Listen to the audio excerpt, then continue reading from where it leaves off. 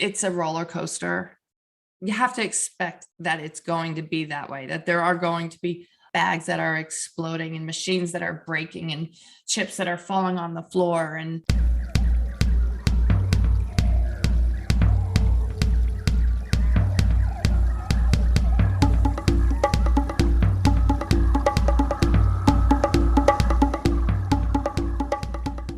Chip, chip, hooray.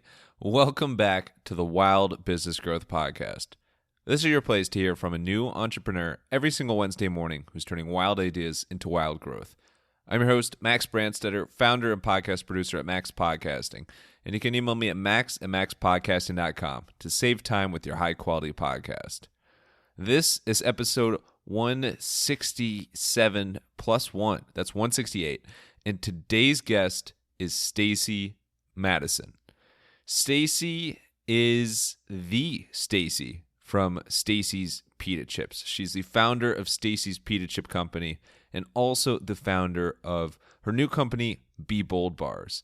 She is one of the most incredible, inspiring, amazing, just all-around awesome, maybe even chip-tastic, bar-tastic entrepreneurs you'll ever come across. And of course has one of the most badass stories you will ever hear. In this episode, we covered everything from how Stacy's Pita Chips started actually in the form of a food cart and how she grew the company all the way to selling it to PepsiCo. We also dive into where BeBOLD Bars came from and what it means to be bold.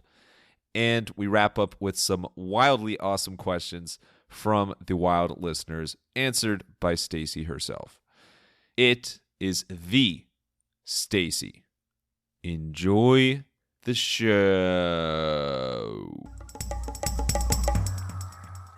Alrighty, we are here with Stacy Madison, the amazing, stupendous, I don't think I've used that word, but stupendous founder of Stacy's Pita Chips and BeBOLD Bars.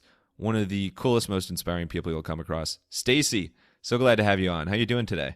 wow, I love that intro. Thank you, Max. I'm ready to go. Perfect. Cool. We'll just love your products, and we've had an outpour of support and questions that listeners, fans have for you as well. So we'll kind of get to that as we wrap up this interview. But super excited to dive into your story with Stacys and BeBOLD and some of the other things you're up to. Before we get to the official Stacy's Pita Chips start, I'd love to start with the little food cart called Stacy's Delights. And Pita Chips wasn't even your main focus at the start. Can you take us through the first time that you actually served Pita Chips from Stacy's Delights? Sure. It was really a inventory management reason, if you would like to think of it from the MBA side, which I obviously don't have. But a lot of it, like, and, when I speak at classes, they love this because, when we were serving sandwiches, you can run out of anything on the cart pretty much, whatever, onions, lettuce, tomato, whatever. But if you run out of bread, everything was served on pita bread. So you always had to purchase enough to plan for a big lunch rush or something. So with all of the extra bread, we had all this fresh bread. And so when lunch was over, we would cut it up and bake it into different flavor pita chips. And then the next day we would hand them out for free to people standing in line. And it was really just an incentive, to do for people while they waited for us to make their sandwiches. That's the whole thing. And in the beginning, we didn't even sell them. We were just giving them away. Then we started to, bag them up. And then, somebody was saying, oh, I'm having a party and, can I get a bigger bag so I can take them home? And then somebody else was like, can you don't have Parmesan garlic on it because I do garlic in my hummus and, I just want a plain one. And that's kind of how Simply Naked came about. And so it kind of just was born out of the food cart. And, it's New England and the food cart is a tough business in the winter. Right. Yeah, I'm freezing thinking about it. But clearly you had something from the start that people started craving. And here we are now. And I can't go a week without eating Stacy's Pita Chips. But Did you even know about that pita chips were a thing before you introduced them as inventory management? So we had them once, and like a really like there was loads of white sugar and cinnamon and stuff. And they were good, but it was more like a churro kind of thing, but made from pita bread. So there was a fried one out there, but other than that, there wasn't a lot of distribution of it. Well, obviously ours were baked and we used natural. This was before the whole natural food craze too. And, when the whole all natural food business started to grow, we were kind of like, this is what ours has always been. It's like, this is nothing new. And Right. You're trendsetters ahead of your time. yeah, this is really nothing new. Like, why would you put any of the other stuff in there? Obviously we were a big fit for the whole natural food business, that whole channel. The chips are not just for that channel. I mean, that's really, we started in the gourmet food channel because when we first started making them, they were like $5 or $6 a bag. Then as we got more and more efficient, we were able to we went into the natural foods channel and club accounts and things like that. So obviously everybody loved them, not just the natural foodies. How does it feel these days that these chips weren't even like your main offering when you started that probably freezing cold Boston food cart? Yeah, no, they weren't. And, the food cart was really, it was a stepping stone. It was not, we never started the food cart as if that was our end game. We started the food cart because that's what we could afford to do. And we couldn't afford a restaurant. We couldn't afford something else in the food industry. So, you got to start somewhere. And that is where we were. Over the winters, we figured, well, we should start marketing the chips and see if we can get them into some local stores. And we were hand bagging. And, I know you were saying how on Thanksgiving you interview your family. Well, we would sit down around the table and our Thanksgiving, we would sit down and we would sticker bags. we had a bag with a label on the front, the pretty label, and then a label on the back with the nutritionals, a label on the bottom with a UPC code, a label on the top so you could close it, twist like a coffee bag where you twist tie, close it down. Yeah. So there were like 4 or 5 labels on one bag. So we had like a little assembly line going around the Thanksgiving table. Oh my God. So you stickered with your family for Thanksgiving. Oh yeah. The ideal American Thanksgiving family tradition.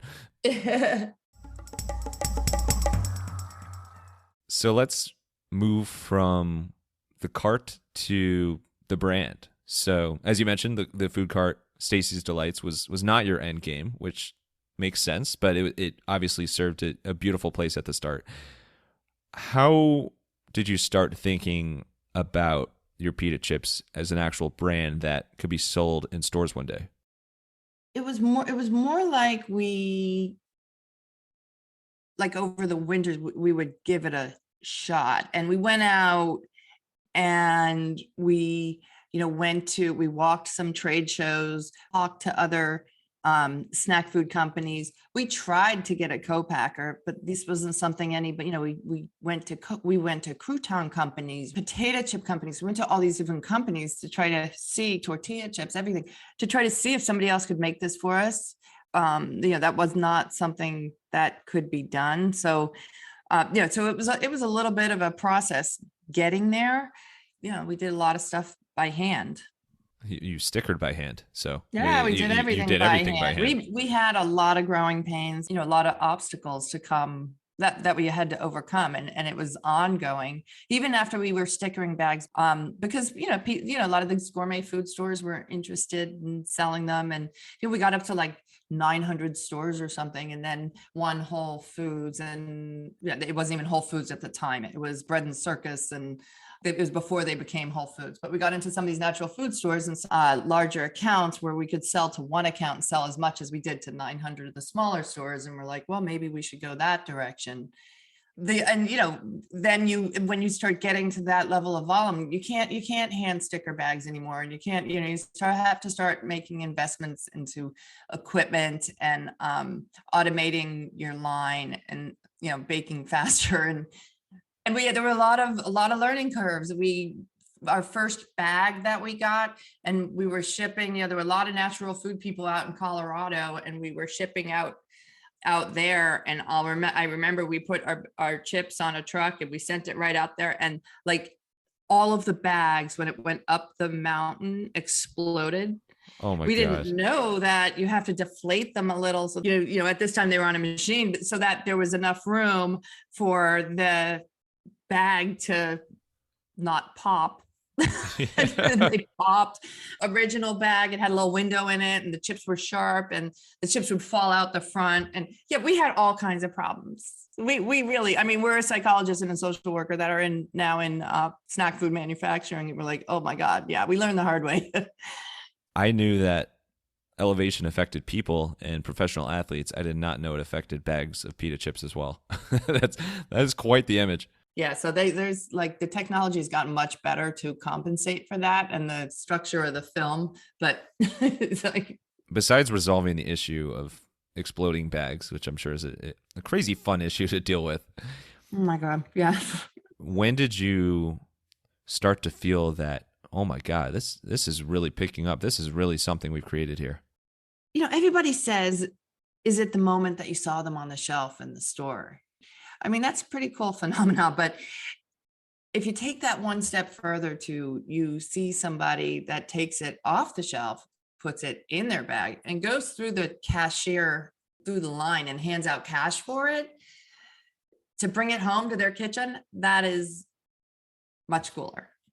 Seeing somebody pay for it. Or there was one time where I was in the store, and I saw this woman buying them, and she put them in her shopping cart, and I was like, you know what, I'm gonna go and I'm gonna tell her that those are my chips, right? So I go up to her and I say, oh my God, you're getting Stacy's chips. Those are my chips. And she looks at me and she's like, no, they're not. They're mine. And I'm like, because they're in her cart. And I'm like, no, I'm Stacy. And then I was like, oh my God, what am I doing? I sound like a nut job. And I'm like, oh, never mind. I love those too. And I walked away. That's fantastic. Oh my God. No, they're not. They're mine.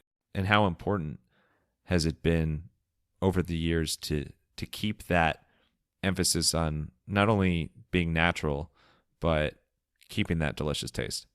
Well, I think that was a lot of the value in the brand when we sold. So there were a lot of things about the pita chips when we sold the company. We started a new category. There were corn-based snacks with your tortillas. There's potato-based snacks with potato chips, right? But there was no bread-based snack. So that we kind of started our own category. So there's value in that. There was value in where we were located in the store. We weren't in the snack food aisle. And similar, we're kind of doing that with BeBOLD Bars also with our new company. We're not in the bar aisle. We're located in the refrigeration, in the refrigerated section, usually the yogurt or the dairy. So there's a lot of similarities in that. So when you're building a company, you have to figure out, well, where is my shopper, and where's the integrity? Number one is taste, and keeping the integrity of the product. And therefore with the bars, we're in the refrigerator. With the chips, we were a lot of times over by the deli. People like them with hummus, Yeah, I'm sure that's what you do, Max. Yeah, shout out my fiance Dan and I. That's kind of our main food groups is Stacy's pita chips and hummus. That's about it. But I have secret cameras in everybody's kitchens. I see you eating them. Exactly. It's like Big Brother, right? It is maybe a potential brand partnership there. Yeah. But or brand ambassador Stacy from Big Brother. Yeah. There is something really helpful about being different and being unique, and when it comes to your story, it's where your products are placed in the actual stores. And it's true. Like I know, like when we go to our ShopRite, like there's a whole wall basically of Stacy's pita chips. And like, it's like a very frequent stop for us. And it's in a totally different place where, than where some other bread products are or where some other chips are. That note of starting your own category is really, really cool. If you think of it like real estate, right? Yeah. That's the waterfront. The waterfront, the pita front. that's where it really is where we fit. And we talked about this so much because we were like, well, what buyer should we talk to? So when you go into the store, are you going to talk to the snack food buyer? Are you going to talk to the produce buyer? Are you going to talk to the deli buyer? Are you going to, like, what phone call do we make? So that was a big decision. And I think smart one that we did. I think so too. Yeah, because we knew it wasn't the snack food buyer, because how on earth were we going to sell our $3 or $4 bag of chips that's 6 ounces sitting next to a 1 pound bag of Doritos or Tostitos in the snack food aisle that stands like not even halfway as large and it's twice as expensive? I do have to say the family size or pita chips bag is fantastic as well. Yeah. Well, we did kind of master the manufacturing in our own way, but when we first started selling that big bag, we had a lot of breakage. A lot of people always ask, well, are the chips, are they the same? And as since you sold the company? And sometimes I say, well, in a lot of ways they're better, because they had like 30 engineers come through the factory and they were able to solve for a lot of the breakage. So where we were, sweeping up from the floor, they don't drop a crumb. It was it's really remarkable when I go and I see it now.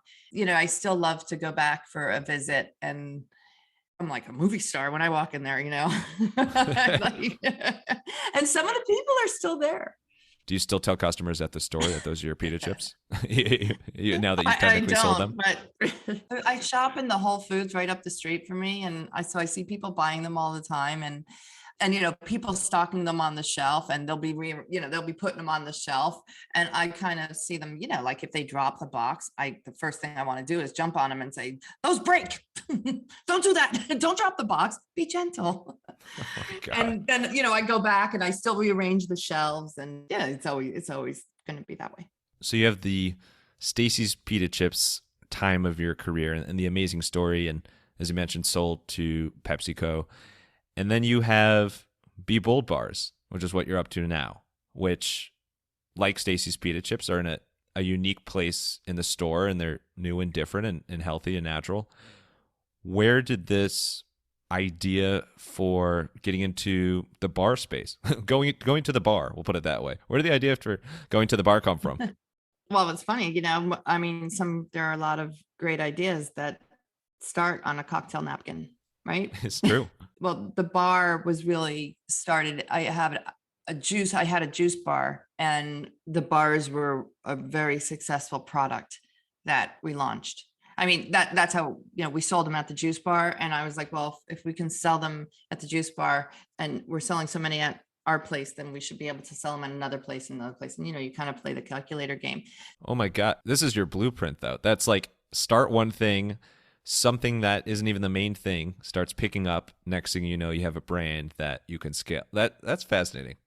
But, it's like being able to recognize opportunity. There's a lot about growing the company that we know. I started this with my brother, and I'm like, dude, just come. He's in there for lunch all the time. Like, just sit down for like an hour and watch how many people buy their lunch and a bar.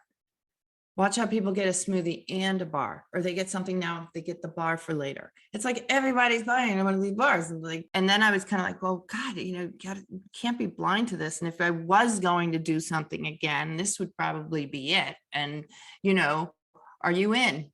And he's like, well, I'm in, but I'm certainly not in like we bootstrap and like we did it the last time. He's like, if we're going to do this, we're going to do this not by ourselves. We're going to bring, call up some of the people that we started the pita chip company with initially, and, have a salesperson, and no more of that bootstrapping like we did. It's very different, but in a lot of ways it's the same.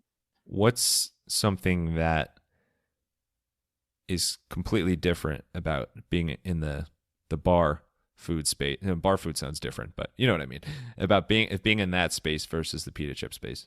Well, launching a company a month before a pandemic. Impeccable timing. Yeah. Yeah, that's very different. We're going into a very crowded marketplace. social media. We didn't have all of this social media avenues. So that's all very new to us. Is social media is a popular thing? I'm not really too familiar with it. Yeah, I know. And yeah, I know. Speaking of which, @ Stacy Madison, because I really don't have very many followers.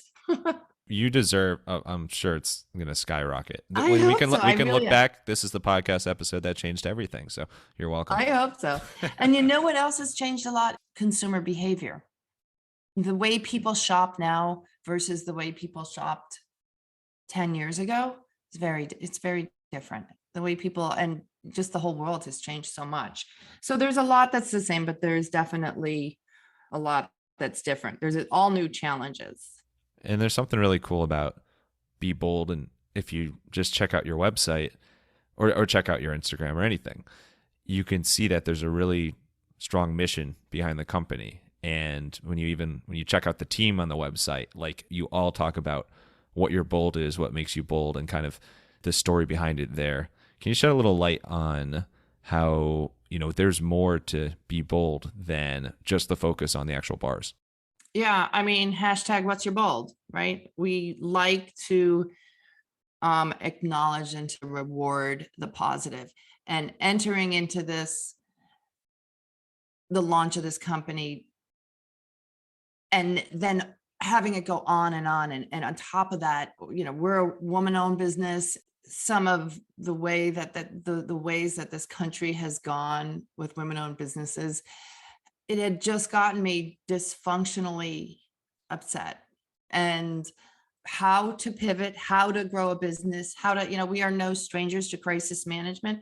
But if there is one thing that we can do, especially during a time when everybody is upset or depressed, is reward the positive and share the optimism and, try to get, everybody's version of bold out there. And, it may be, BOLD, one of the things, be yourself outside of your comfort zone, little by little, do it again. Something like that for me, that's what it is for me. I got the nicest email the other day I got into a lift. I was coming home from the airport and I reach over and there's this black, the seat is black and there's this wallet with this woman's from North Carolina, her credit cards, her license, her phone, everything was in this. And I'm like, oh my God, we can't even call to get this woman. This person is probably at the airport. I told the cab driver, do you recognize this woman? He's like, oh, that was my last ride, Terminal A. And so we circled around, we went to Terminal A.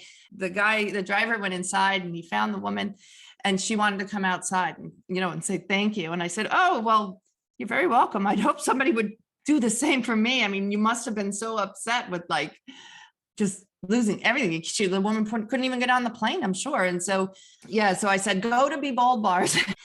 Check out the website. I got a super nice email from her. Thank you so much for, going out of your way and returning my wallet. And that's just making those, if everybody's just does and makes one little difference each day. Absolutely. I can totally get behind this boldness. And it's really cool and inspiring that you've been able to launch this brand and do something still in the food space, but pretty different, and seeing it grow and blossom. And just another reminder to follow Stacy on Instagram. Just, I'm going to keep doing that the rest of the episode. Thank you. I have you would think that I'd have more because I think that I'd have some brand equity, seeing as you all have them in your kitchen, right? Exactly. Well, to be fair and to quote that customer, they're not your chips, they're our chips. So that's right. Oh, it is getting a bit chippy and bar-y. Lots of people love Stacy's Pita chips. Lots of people love listening to podcasts. Those are two peas in a podcast. No. One of them is much better to eat. One of them is much better to listen to. And you can even do both at the same time if you want. Now, what if you wanted a podcast yourself? Something for your brand that you can share with the world, interview really, really cool people out there. Stacy, get the word out about whatever business you're doing and have a ton of fun in the process. If that is something you might be interested in, but you're not interested in spending the crazy amount of time and worrying about every single minor detail that it takes to make this thing happen behind the scenes, email me at max@maxpodcasting.com. I will help you save time with your high-quality podcast, take loads of that behind the scenes off your plate, and you can focus on just eating Stacy's Pita chips and BeBOLD Bars, pretty much.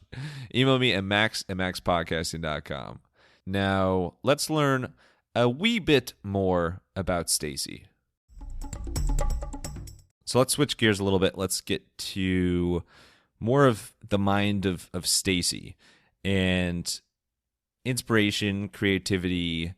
You've done a ton of creative problem solving and a ton of creative ideas over the years. What sort of activity or hobby or just something that you're doing are you doing when you tend to come up with new ideas? Exercising.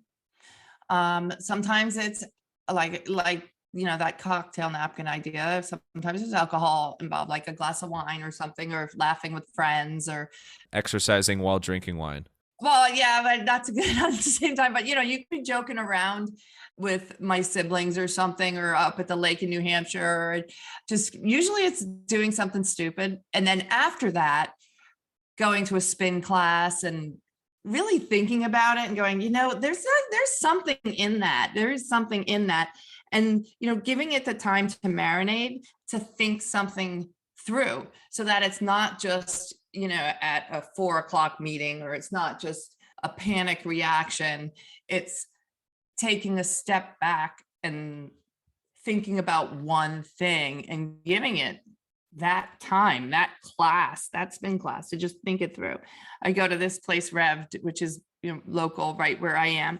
I do love that mental part of it, and I love having somebody else up there motivating you and like, you can do this. And so, yeah, I think I have to say that's probably when most of the creative ideas come through.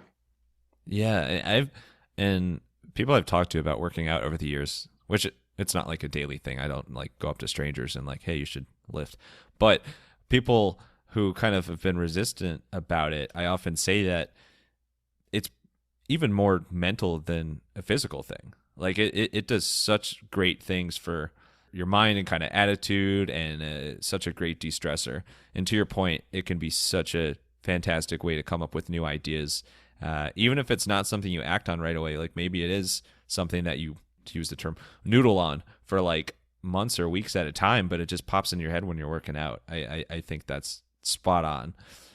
What about on the people side? So I'm sure through your journey with Stacey's and beyond, you've met all sorts of inspiring business leaders, maybe some celebrities as well. Who's someone well-known that has left an impact on you based on your interaction with them? It's always cool to meet other female entrepreneurs, especially those who are a step ahead, like Sarah Blakely, right? She's just remarkable. And we had a lot of similarities, and when like goofing around and things like that, when I met her briefly, and I was kind of like, oh my God, if she can, if she can do it, there's no reason why I can't do more than what I'm doing.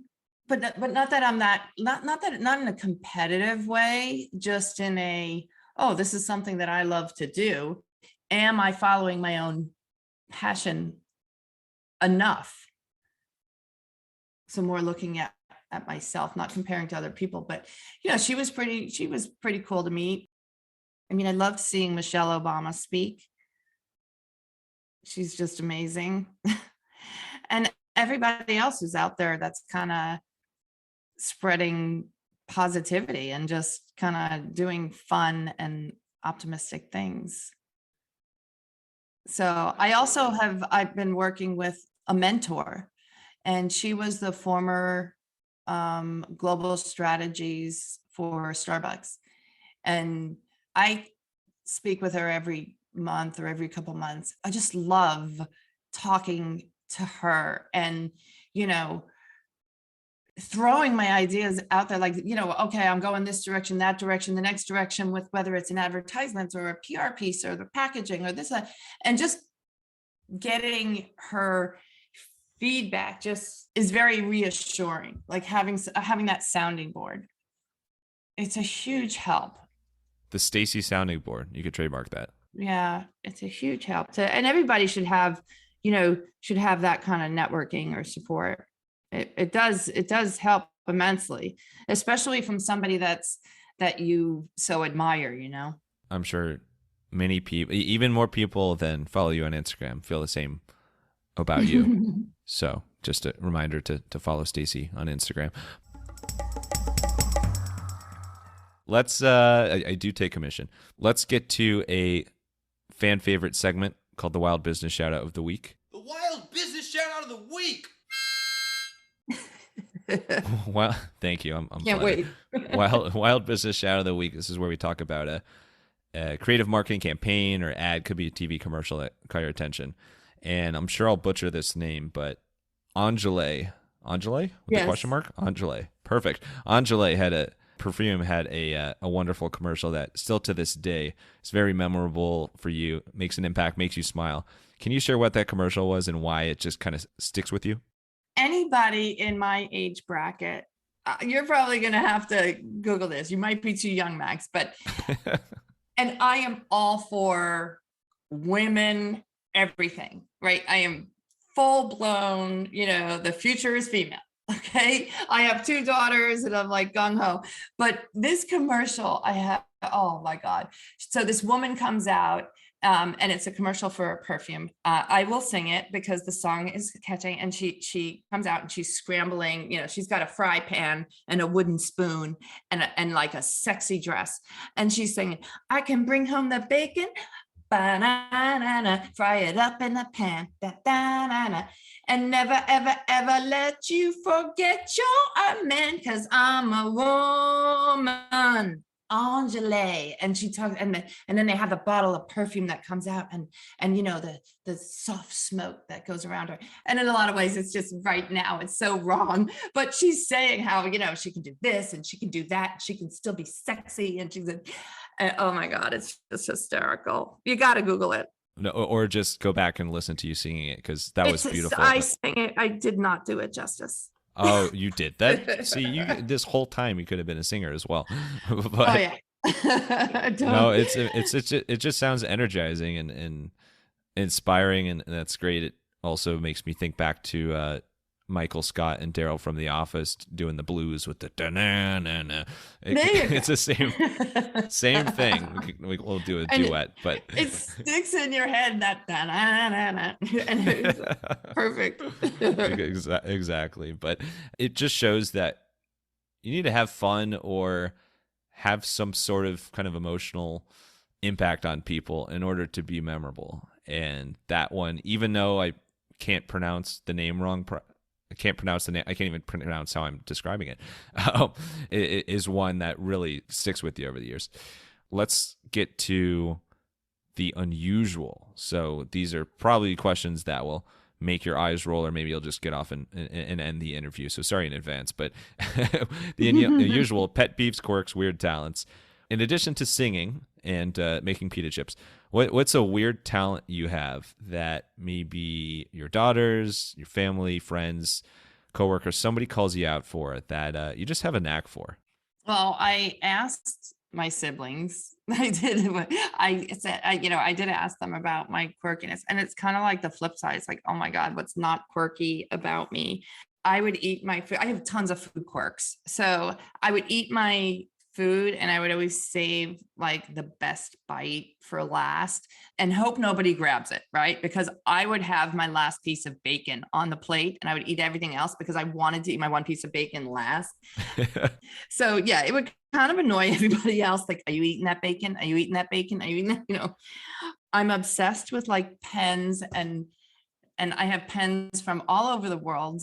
I've stolen one from every hotel I think I've ever been at. Oh yeah, those are made to steal. Yeah, and I'm on board. I love pens. I love notepads, notebooks. I hide my Sharpies.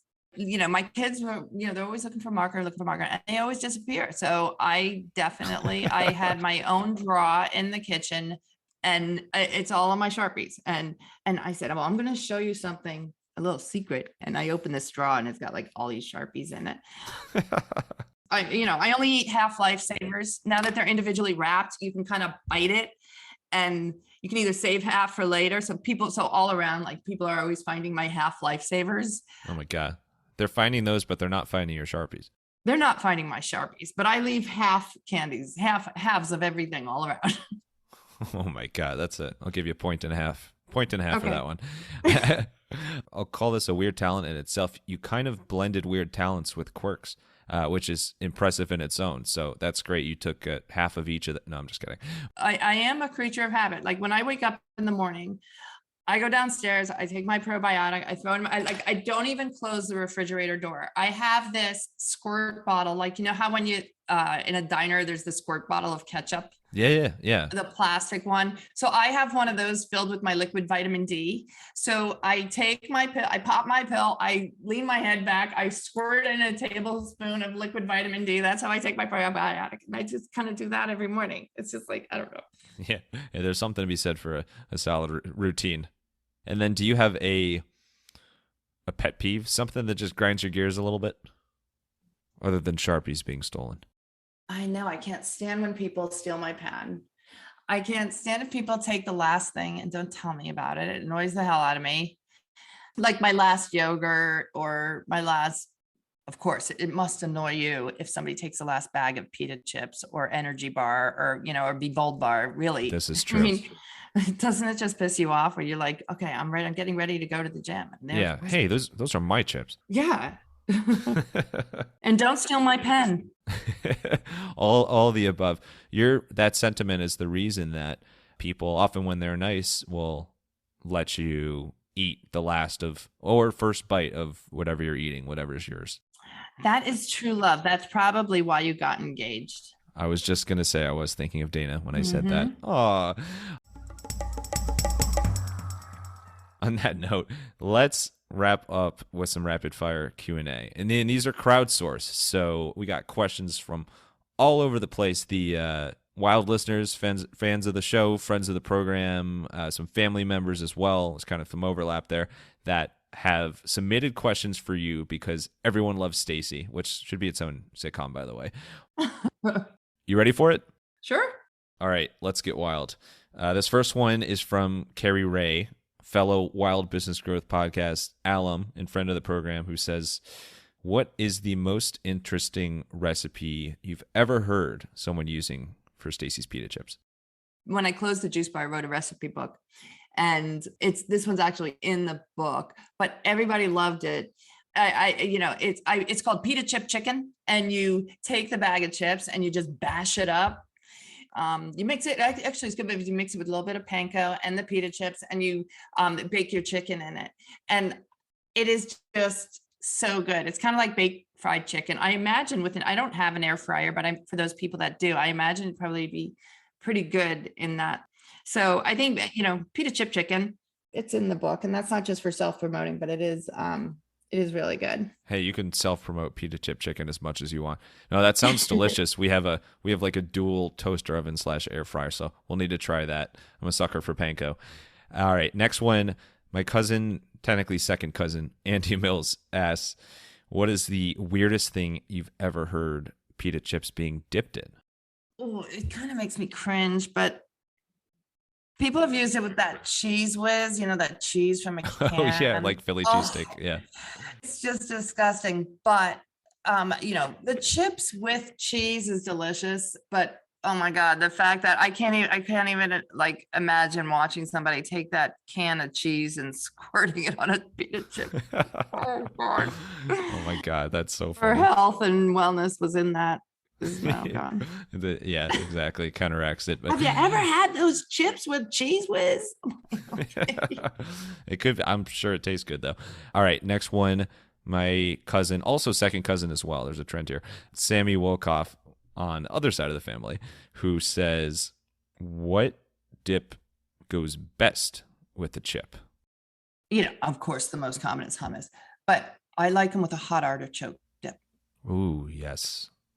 Well, that was a little creepy noise I just made. I don't know where that came from. I guess that's what hot artichoke does to me. Oh my God, hot artichoke dip is delicious. It's the bee's knees. It's the Pita's knees. All right. My dad, Greg, asks, you've made some pivots in your career. How do you decide what to do next? Well, I think that's kind of organic.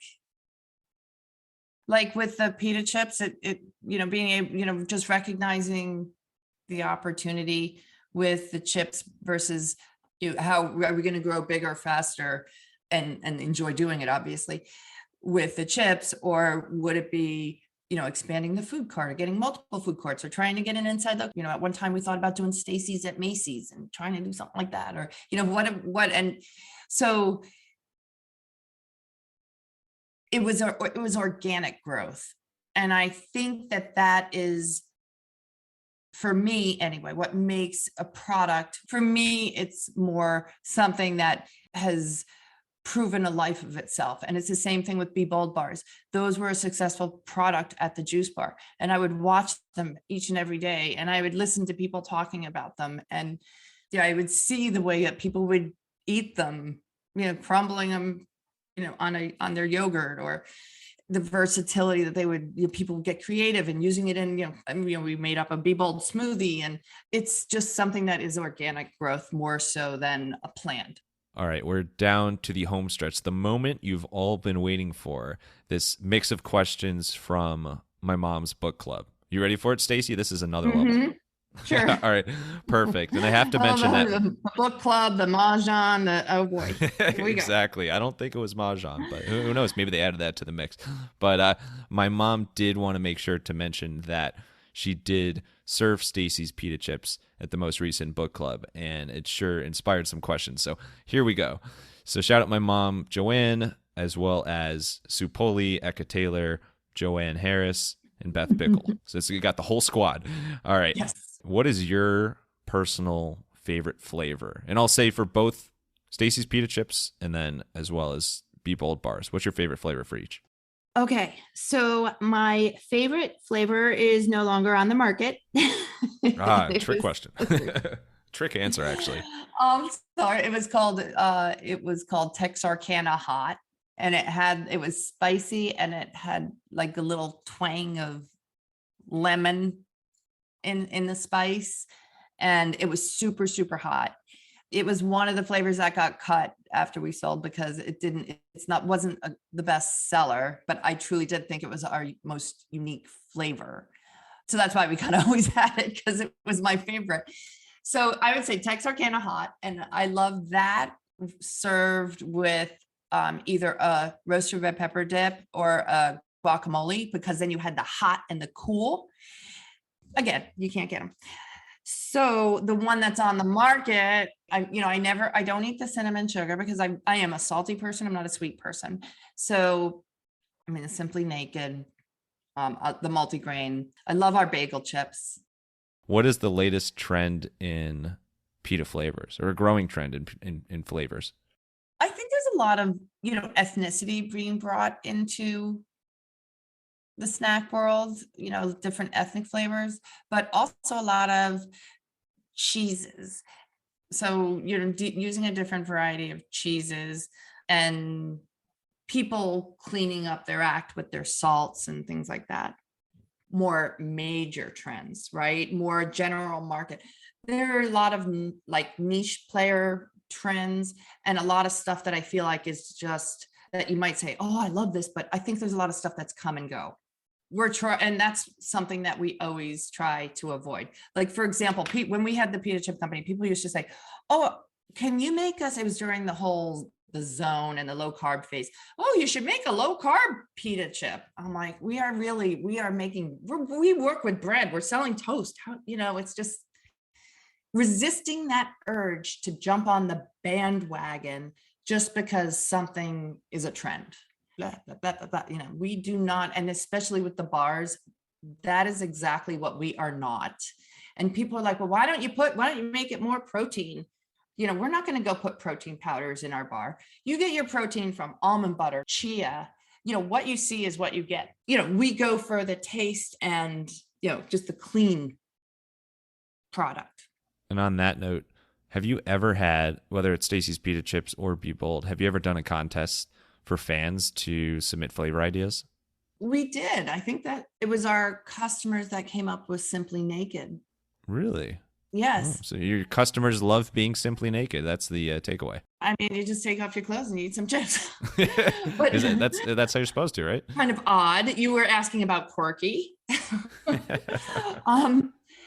First started selling Parmesan garlic and cinnamon sugar. And the customers were the ones that would say, well, that they wanted a plain chip. That's how we came out with Simply Naked. So, it wasn't so much as a competition, but it's more listening to your customers. What was, I guess, the straw that broke the camel's back that made you say, hey, we're not just doing pita chips, let's do bagel chips as well? They were delicious. I mean, we and when it came to product line expansion, it was a natural fit because it was a bread-based snack. It fit with our line of products. We were spending a lot of time, doing like a deal to have hummus, like a co-packed hummus and things like that. So we were going to do pita chips and hummus, but now you're dealing with two different sections of the store. You're dealing with two types of distribution. You're dealing with refrigerated, you're dealing with shelf stable, it was taking a long time and a lot of work, but in the meantime, we were like, well, what if we expanded on the bread-based part of it? And so that's the direction that we went. I wish they had more distribution on those because they're a great product. And, even now with the expansion, there's different types of the pita chips because they have the pita thins now. So you can get like all the thin ones because people, again, they're listening to their customers. And where people say, oh, I like to pick out the thin ones and eat those first. It's, that's just kind of a product line decision. This has been the most challenging interview I've ever done because I'm so hungry. I'm gonna have a feast, a Thanksgiving sticker feast after I'm this, eating a bar. Perfect. And then last one, what is your perspective as a woman entrepreneur and any advice you have for other, whether it be current or aspiring women entrepreneurs? For all of those people that are aspiring out there to do something different, and it's not just female, it's male, it's career changers. Making the decision is really the hardest part.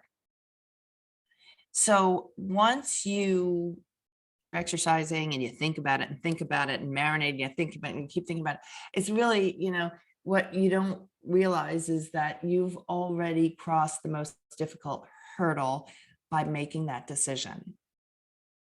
It's easier to recognize what you want to do by looking at what is it that I don't want to do. But making the decision is much harder. It's kind of like getting a puppy or having children. Once you make the decision, but the rest of it's easy. Right. The rest follows. And it's totally easy. No, that's really special. Stacy, thank you so much. This has been a really magical interview and really appreciate all you do and the amazing things that you create, which don't even start out as the original intention is what you create. That still blows my mind, but really, really appreciate your time today. Where is the best place, Instagram and beyond, for people to connect with you personally and then to try out BeBOLD Bars? So @ Stacy Madison on Instagram or at BeBOLD Bars. www. Well, do I even need to say that? I'm so dating myself. I was expecting right like now. the HTTPS colon thing. So it's BeBoldBars.com. Awesome. And Stacey's forever endlessly delicious as well. Last thing here, it could be a quote, a line. If you want to sing again, be my guest. Well, you are my guest, literally. But final thoughts. Stage is yours. Take us home here. Obviously we just talked about so much. It's like you're just coming out of therapy. I'll take that as a compliment. Thank you. Yeah.